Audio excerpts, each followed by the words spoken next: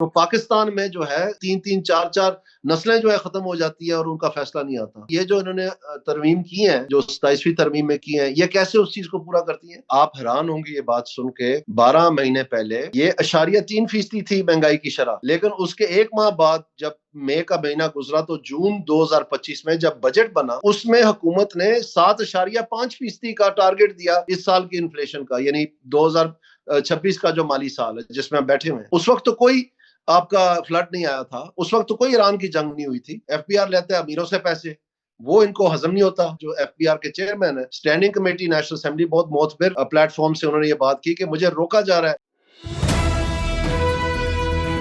السلام علیکم. Digital media plate form سے میں ہوں عالیہ شبیر. آج کے میرے گیسٹ ہیں سینئر سیاستدان دانیال عزیز صاحب.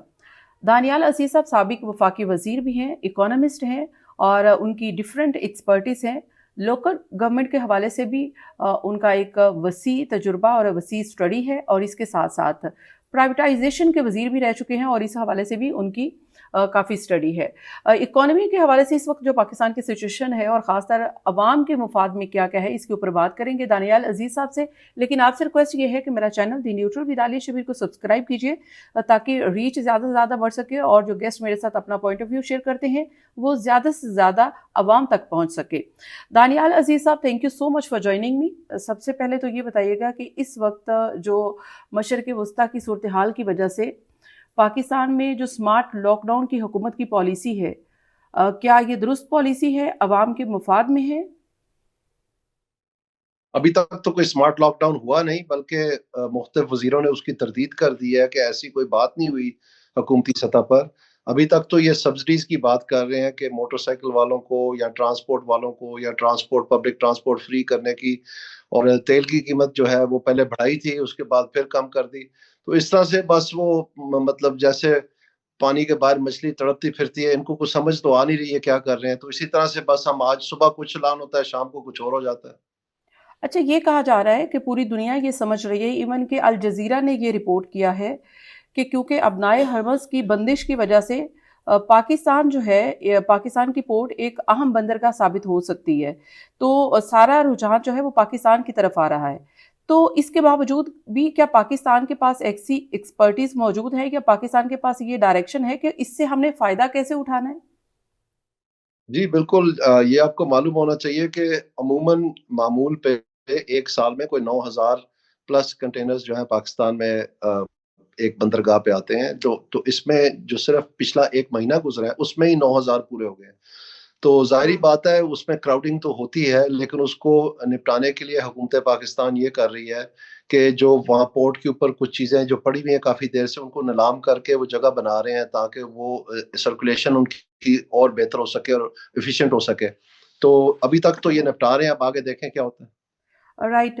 ایک طرف تو یہ کہا جا رہا ہے کہ عوام کے حوالے سے ایون کہ پیٹرول کی قیمتیں جو بڑھائی گئی ہیں، حنیف عباسی صاحب عوام کو یہ کہہ رہے ہیں کہ ایران کی قیادت تو اپنی جانوں کا نذرانہ پیش کر رہی ہیں، اور آپ پیٹرول کی قیمتیں بڑھنے کی وجہ سے آپ یہ برداشت نہیں کر پا رہے ہیں. تو کیا پیٹرول کی قیمتیں واقعی عالمی منڈی کے جتنی بڑھائی جا رہی ہیں اتنی پاکستان میں بڑھی ہیں؟ آبویسلی ایسا نہیں ہے جی. اس کا بہترین ثبوت حکومت پاکستان کی اپنی کارکردگی ہے کہ انہوں نے پہلے تیل کی قیمت بڑھا کر اور پھر اس کو 80 روپے جو ہے کم کر دیا، پی ڈی ایل کو کم کر کے، اور یہ بتا دیا کہ جی یہ آئی ایم ایف کے ساتھ مذاکرات کے بعد ہوا ہے، جیسے کہ آئی ایم ایف ان کو کہہ رہا تھا کہ اتنا بڑھا ہے. ایسا نہیں ہے، اور میں سمجھتا ہوں کہ غلط بیانی سے ان کو کام نہیں لینا چاہیے. اور یہ پی ڈی ایل جو ہے، جب انہوں نے رات کو 12 بجے بڑھایا تھا بائی سرکولیشن آرڈیننس کے ذریعے، اور اس کو 80 روپے تک لے گئے تھے، اس کے بعد پھر اس کو تبدیل کر کے اس کو 115 روپے پہ لے گئے. اس وقت تو نہیں آئی ایم ایف سے پوچھا تھا، تو اس کو کم کرنے کے لیے کیوں وہ آئی ایم ایف سے پوچھیں گے؟ اصل بات یہ ہے کہ آئی ایم ایف تو کہہ رہا ہے کہ آپ اپنا خسارہ پورا کریں، وہ کرنا ہے ایف بی آر نے. ایف بی آر لیتے ہیں امیروں سے پیسے، وہ ان کو ہضم نہیں ہوتا. تو اس لیے وہاں لنگڑیال صاحب خود آن ریکارڈ ہیں، جو ایف بی آر کے چیئرمین ہیں، اسٹینڈنگ کمیٹی نیشنل اسمبلی، بہت معتبر پلیٹ فارم سے انہوں نے یہ بات کی کہ مجھے روکا جا رہا ہے ریونیو اکٹھا کرنے سے، اور اگر مجھے مزید روکا گیا تو میں ان کے نام لوں گا.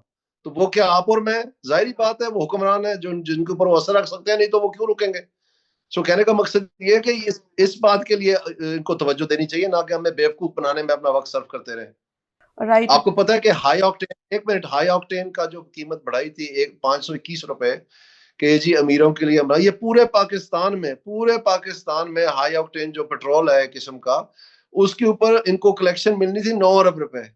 ابھی پرسوں یہ 11 ارب کا جہاز خریدا انہوں نے. یعنی ایک طرف پورا پاکستان بیچارہ پس رہا ہے، اور ایک طرف ایک لاڈلے کو جو ہے نا یہ ہوائی جہاز لے کے دے رہے ہیں تاکہ وہ ان کے عائش و آرام میں اضافہ ہو. اور اس میں بھی جھوٹ بولا کہ یہ پنجاب ایئر کے لیے. یہ پنجاب ایئر کے لیے ہو ہی نہیں سکتا. کون ہے جو اس کی ٹکٹ افورڈ کر سکتا ہے؟ یعنی خدا خوفی کا نام کی تو چیز ہی نہیں ہے نا ان میں.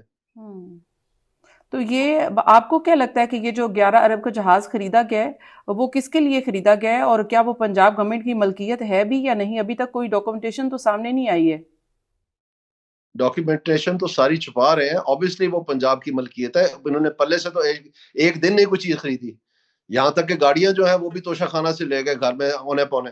تو اس میں یہ ہے کہ اوبیسلی یہ سامنے آ جائے گی بات جب نیب کے کیس بنیں گے، پتہ چل جائے گا سارا کہ کمیشن کس کو ملی ہے، اور یہ اتنی جلدی کیا پڑی ہوئی تھی کہ سارے رولز اور پیپرا کے رولز سارے توڑ کے اگنور کر کے اور اس کو جو ہے نا خریدنا پڑا. اور پھر جو اس کے اوپر ماہوار خرچہ آتا ہے وہ تقریباً 8 کروڑ روپیہ صرف اس کو مینٹین کرنے کا. تو آپ خود اندازہ لگا لیں کہ ایک طرف ہم کہہ رہے ہیں کہ جی موٹر سائیکل والوں کی جان عذاب میں آئی ہوئی ہے اور ان کے لیے ہم کچھ نہ کچھ کرنا چاہتے ہیں، ایک طرف آپ 8 کروڑ روپیہ ماہوار پھونک رہے ہیں صرف کھڑا رہنے کا. استعمال بھی نہیں کیا. جب استعمال کرتے ہیں تو وہ ڈبل ہو جاتا ہے. رائٹ. تو اس کے لیے انہوں نے حل نکال لیا ہے نا کہ گوبر پر ٹیکس لگا دیا ہے. آپ اندازہ کریں بس جی، میں اب کیا کہہ سکتا ہوں. اچھا، اب پیٹرول کے بعد یہ کہا جا رہا ہے کہ بجلی کی قیمتوں میں بھی اضافہ ہو رہا ہے. تو اب کیا سمجھتے ہیں کہ اگر اسی طرح سے بجلی کی قیمتوں میں اضافہ ہوا، پیٹرول کی قیمتوں میں آئے روز اضافہ ہو رہا ہے، ایل پی جی کی قیمتوں میں اضافہ ہو رہا ہے، تو پھر پاکستان میں مہنگائی کی شرح کہاں تک پہنچے گی؟ مہنگائی کی شرح پہلے ہی بہت اونچی سطح پر چلے گئی ہے. اور آپ حیران ہوں گے یہ بات سن کے کہ جو اپریل کا مہینہ ہے جس میں ہم بیٹھے ہوئے ہیں، 12 مہینے پہلے یہ 0.3% تھی مہنگائی کی شرح. 0.3 یعنی 1% سے کم. لیکن اس کے ایک ماہ بعد جب مئی کا مہینہ گزرا تو جون 2025 میں جب بجٹ بنا تو اس میں حکومت نے 7.5% کا ٹارگٹ دیا اس سال کی انفلیشن کا، یعنی 2026 کا جو مالی سال ہے جس میں ہم بیٹھے ہوئے ہیں. تو ابھی مارچ اور فروری اور مارچ میں یہ 7 اور 7.3% تک پہنچ گیا.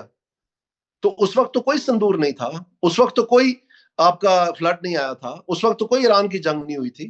اور مزے کی بات یہ ہے کہ ایران کی جنگ پہ جب انہوں نے 55 روپے ڈیزل اور 55 روپے پیٹرول بڑھایا تو اس وقت منسٹری آف فائنانس حکومت نے بتایا کہ اس کا صرف 0.3% فرق پڑے گا، مہنگائی بڑھے گی اس سے. تو آپ اندازہ کریں یہ جو 0.3% اپریل والے سے لے کے مارچ کے 7.2% تک یہ کس نے بڑھایا؟ یہ تو انہوں نے بجٹ میں ٹارگٹ دیا. کبھی یہ صندور کا نام لگاتے ہیں، وہ چلا ہی 3 دن، وہ بات نہیں بنی، بہانہ نہیں چلا.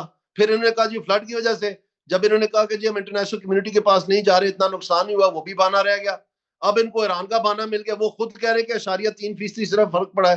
تو پھر آپ مجھے بتائیں کہ یہ جو 0.3 سے 7.5 یہ 25 گنا اضافہ ہے، 2500%.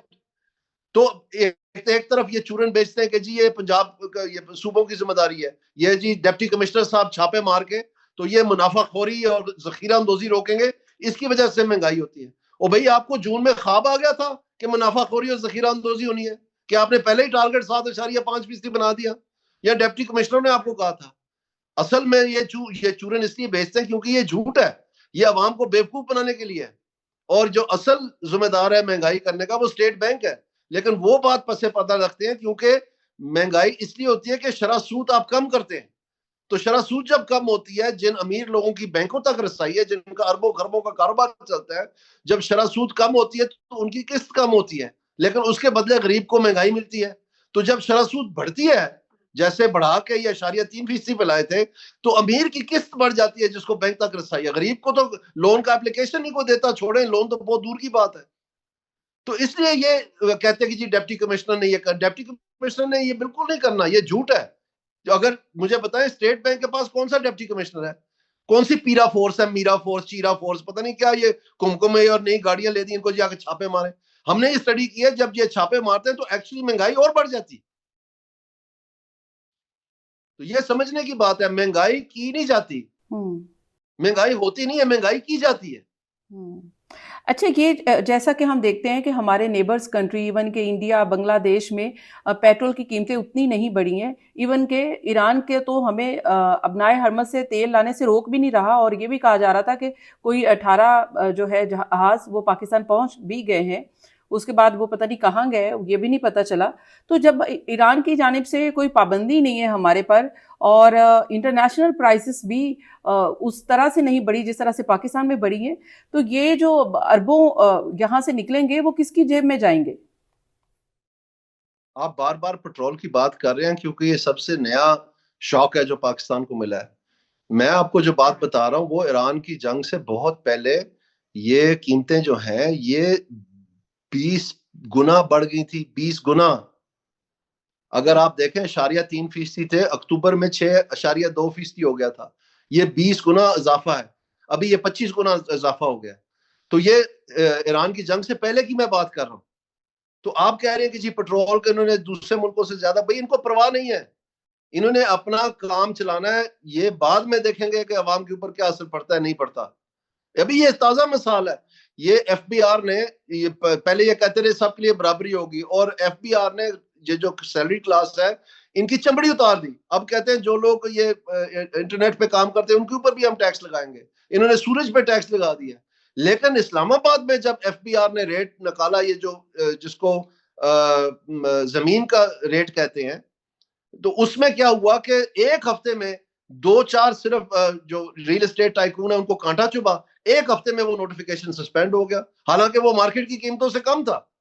اور ایک مہینے بعد نیا نوٹیفیکیشن نکالا گیا جس میں وہ پرانی چیزیں ساری ڈیلیٹ کر دی اور اس کو اونے پونے کر کے تو فارغ کر دیا۔ یعنی ان سے ٹیکس نہیں لینا ہے، جو امیر ترین علاقہ ہے پاکستان کا، جہاں پر اربوں خربوں کا ایک ایک جو ہے نا ایکڑ زمین کا یا ایک ایک کنال جو ہے وہ 20-30 کروڑ روپے کی ہے، وہاں نہیں انہوں نے ٹیکس لینا۔ انہوں نے سیلڈ کلاس کی یا غریب کا یہی پی ایم ایل این ہے جنہوں نے سیل ٹیکس، جب پیسوں کی ضرورت پڑی سیل ٹیکس کو 17 سے 18% کر دیا۔ یہ غریب کے اوپر ٹیکس ہے، انہوں نے جا کے ایف بی آر سے نہیں لیا۔ اور لنگڑیال صاحب آپ کو کہہ رہے ہیں کہ مجھے روکا جا رہا ہے، کون روک رہا ہے ان کو؟ یہ بیچارے موٹر سائیکل والے روک لیں، یہ کنچی والے روک رہے ہیں، یہی لوگ روک رہے ہیں جو 11 ارب کے جہاز لے رہے ہیں۔ اچھا یہ بھی ابھی کہا جا رہا ہے کہ پنجاب حکومت اور وزیر اعلیٰ پنجاب صاحبہ شاید کوئی اب ایسا سلوشن نکالنے جا رہی ہیں کہ یہ جو موٹر سائیکلیں ہیں ان میں پیٹرول کی ضرورت ہی نہ پیش آئے، کوئی ایسا وہ حل کوئی نکالنے جا رہی ہیں، یعنی کہ کفایت شاری یہاں تک کی جا رہی ہے۔ دوسری طرف ہم دیکھتے ہیں کہ پروٹوکول ایسے لگے ہوتے ہیں، امیر مقام سے لے کر پرائم منسٹر تک ایسے پروٹوکول ہوتے ہیں کہ اس میں 30-30 40-40 گاڑیاں ہوتی ہیں، تو عوام کے اوپر کیا امیج آتا ہے کہ عوام ان حکمرانوں کو کیسے برداشت کریں؟ یہ جو آپ نے پٹرول کے بغیر موٹر سائیکل والی بات کی، یہ بازار میں خبر عام ہے کہ ان کے کچھ رشتہ دار جو ہیں وہ ای بائکس یعنی الیکٹرک بائکس کا کاروبار کر رہے ہیں۔ تو یہ تو ان کی پرانی عادت ہے، یہ تو اسٹیٹ کا سارا پیسہ ان کو ہاتھوں ہاتھ پکڑا دیں گے۔ تو یہ کون سی کوئی نئی بات ہے، یہ پہلے بھی یہی کچھ کرتے رہے۔ اچھا رائٹ۔ اچھا یہ دوسری طرف یو اے ای نے اپنا جو قرض ہے یا جو ڈپوزٹ ہے ہمیں دیا تھا وہ واپس لینے کا مطالبہ کیا، اور پاکستان نے بھی کہا ہے کہ جی ہم دیں گے۔ تو پاکستان کے ریزروز کیا سمجھتے ہیں کہ اگر یہ ڈپوزٹ نکل جائے گا کتنے رہیں گے پاکستان کے پاس، اور اس کا پاکستان کی معاشی صورتحال پر یا معیشت پر کیا اثر پڑے گا؟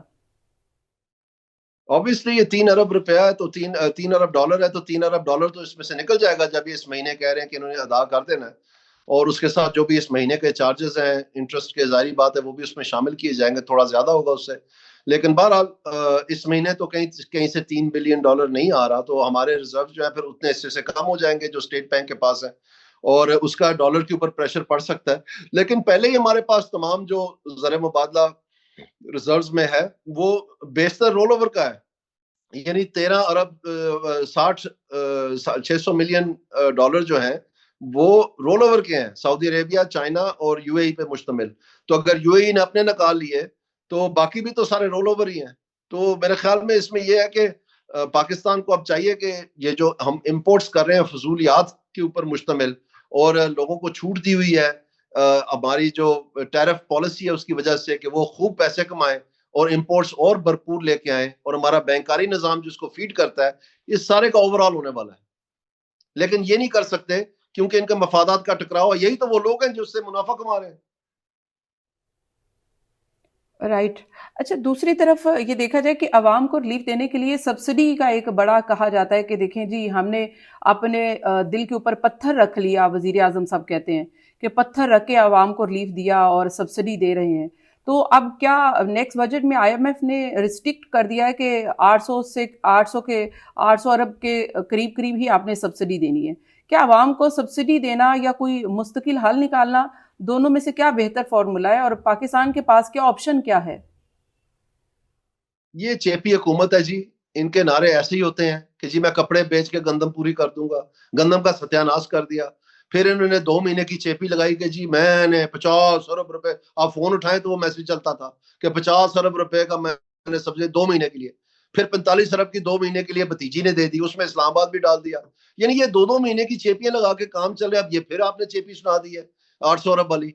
तो ये कैसे काम चलेगा? इनके पास कोई पुख्ता हल नहीं है, कोई इन्होंने सोच विचार नहीं किया है। जिस हल की तरफ ये जाते हैं, दिनों के अंदर पता चलता है कि गलती की। यही थे ना जो हमें कहते थे कि सोलर मुस्तकबिल है पाकिस्तान के, सब सोलर लगाएं, और स्कूलों को भी इकदाम कर दिए, सरकारी दफ्तरों को भी कि जी सोलर लगाएं। अब कहते हैं कि जी सोलर के ऊपर टैक्स लगाएं, गलती होगी हमसे।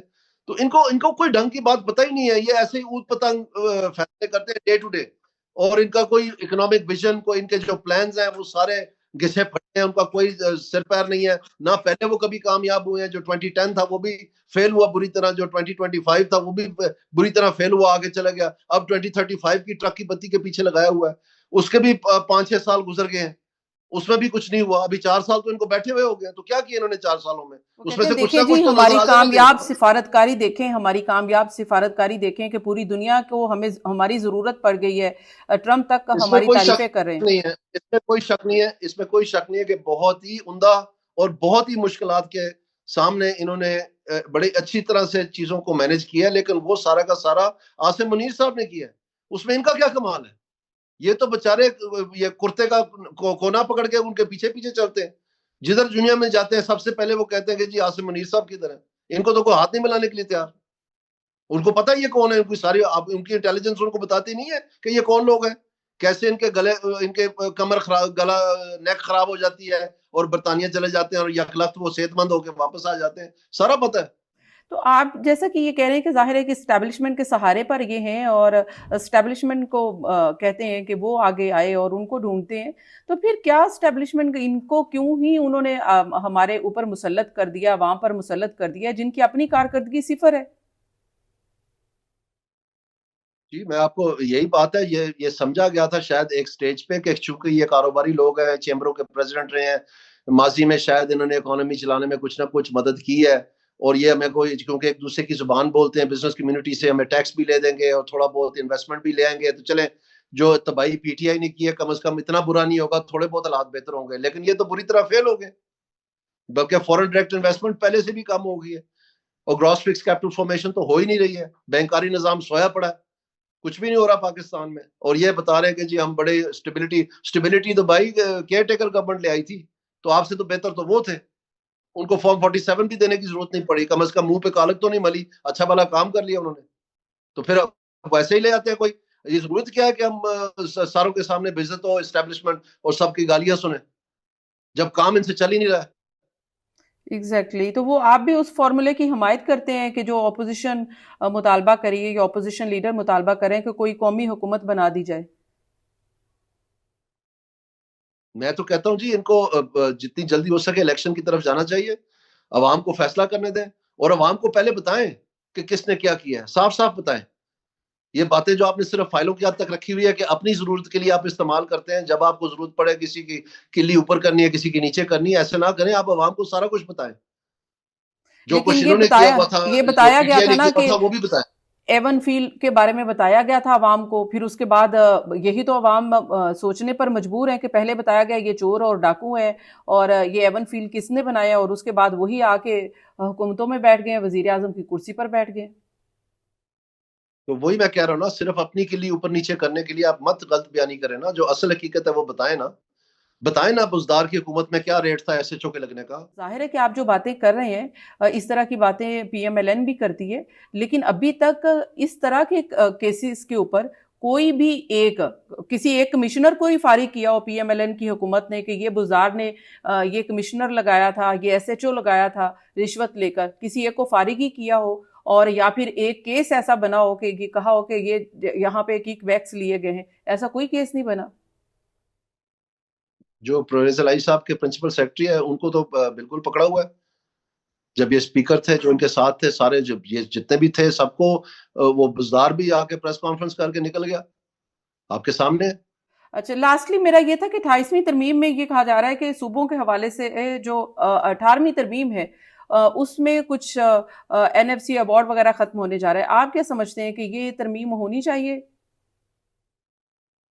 جی میں سمجھتا ہوں کہ پاکستان میں اگر کوئی اچھا راستہ ہے جس میں پاکستان کا مستقبل روشن ہو سکتا ہے تو وہ آپ مقامی حکومتوں کو بااختیار بنائیں, اور اس میں جو ایک ماڈل پاس ہوا تھا اور 2 مرتبہ 2 پیریڈز کے لیے چلا تھا, 2001 والا جو لوکل گورنمنٹ آرڈیننس تھا, اس میں اگر کوئی چیز ناگزیر ہے یا آپ سمجھتے ہیں بہتر ہو سکتی ہے وہ ضرور کریں, لیکن وہ ماڈل جو ہے وہ بہترین ہے پاکستان کے لیے.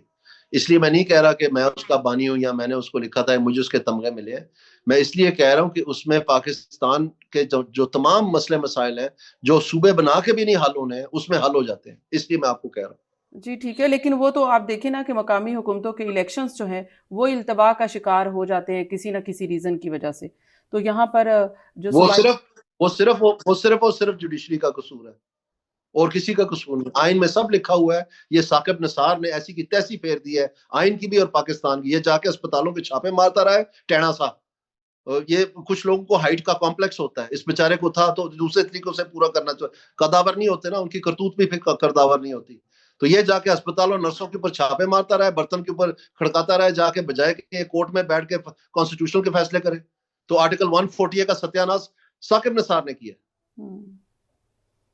تو اب یہ جو آئینی حکومتیں بنی ہیں اور یہ جو اب ان کو آپ سمجھتے ہیں یہ ٹھیک ہے؟ یہ کیا چیز ٹھیک ہے, معاف کرنا؟ یہ جو آئینی کورٹس بنی ہیں یہ بالکل ٹھیک ہیں, اس سے کوئی جو ہے انصاف کا کوئی قتل نہیں ہے بلکہ انصاف کی فراہمی بہتر ہے.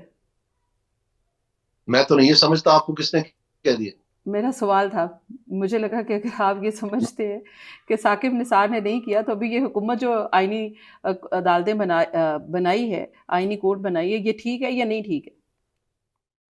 نہیں, میں سمجھتا ہوں کہ اس کی کوئی ایسی اشد ضرورت ہی نہیں تھی, حتیٰ کہ کوئی خاص مقصد نہ پورا کرنا ہو. میں سمجھتا ہوں کہ اگر پاکستان کے عدالتوں کے نظام کو تبدیل کرنا ہے تو اس کو اس طرح سے تبدیل کرنا چاہیے کہ جو ایک آدمی کیس کرتا ہے اور اس کا پوترا اس کا فیصلہ لیتا ہے, یہ ختم کرنا چاہیے. دنیا میں معیار ہے 100 دن کا کہ آپ جو بھی انیشیٹ کریں لیگل پروسیڈنگ 100 ڈیز میں اس کا پہلا فیز کا نتیجہ نکل آتا ہے. تو وہ اگر لوور کورٹس ہیں یا اپیلیٹس لیول ہے یا سپریم کورٹ کا آئینی کوسچن آپ نے کرنا ہے تو پھر یہ 100 دن کے اندر اندر اس کا یعنی میکسیمم 1 سال کے اندر تمام اپیلز وغیرہ سب ختم ہو جانے چاہیے. تو یہ دنیا کا معیار ہے. تو پاکستان میں جو ہے مطلب 3 4 نسلیں جو ہے ختم ہو جاتی ہے اور ان کا فیصلہ نہیں آتا. تو یہ اس چیز یہ جو انہوں نے ترمیم کی ہیں, جو 27ویں ترمیم میں کی ہیں, یہ کیسے اس چیز کو پورا کرتی ہیں؟ انہوں نے تو اور ایک لیول بنا دیا, مزید پیچیدہ بنا دیا. دانیال عزیز صاحب, player to have you. Feedback کے لیے آپ کمنٹ کر سکتے ہیں, لائک اور شیئر کرنا نہ بھولیے گا. اللہ حافظ.